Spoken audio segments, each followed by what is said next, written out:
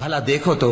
جو آپ تم درخت سے نکالتے ہو کیا تم نے اس کے درخت کو پیدا کیا ہے یا ہم پیدا کرتے ہیں؟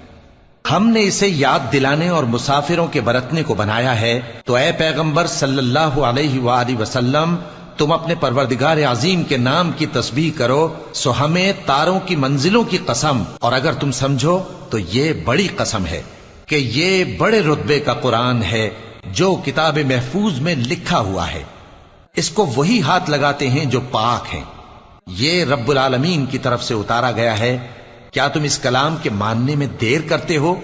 اور اپنا وظیفہ یہ بناتے ہو کہ اسے جھٹلاتے رہتے ہو؟ پھر جب جان گلے تک آ پہنچتی ہے اور تم اس وقت کی حالت کو دیکھا کرتے ہو اور ہم اس مرنے والے کے تم سے بھی زیادہ نزدیک ہوتے ہیں لیکن تم کو نظر نہیں آتے۔ بس اگر تم کسی کے بس میں نہیں ہو تو اگر سچے ہو تو تم جان کو لوٹا کیوں نہیں لیتے؟ پھر اگر وہ اللہ کے مقربوں میں سے ہوا تو اس کے لیے آرام اور روزی اور نعمت کے باغ ہوں گے، اور اگر وہ دائیں ہاتھ والوں میں سے ہوا تو کہا جائے گا کہ تجھ پر داہنے ہاتھ والوں کی طرف سے سلام، اور اگر وہ جھٹلانے والے گمراہوں میں سے ہوا تو اس کے لیے کھولتے پانی کی ضیافت ہوگی اور جہنم میں داخل کیا جانا۔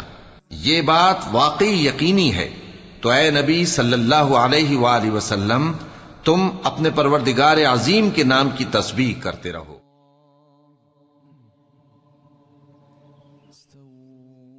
استقيموا واعتدلوا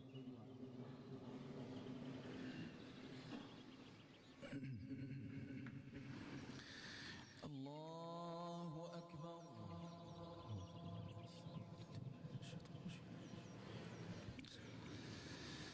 الحمد لله رب العالمين الرحمن الرحيم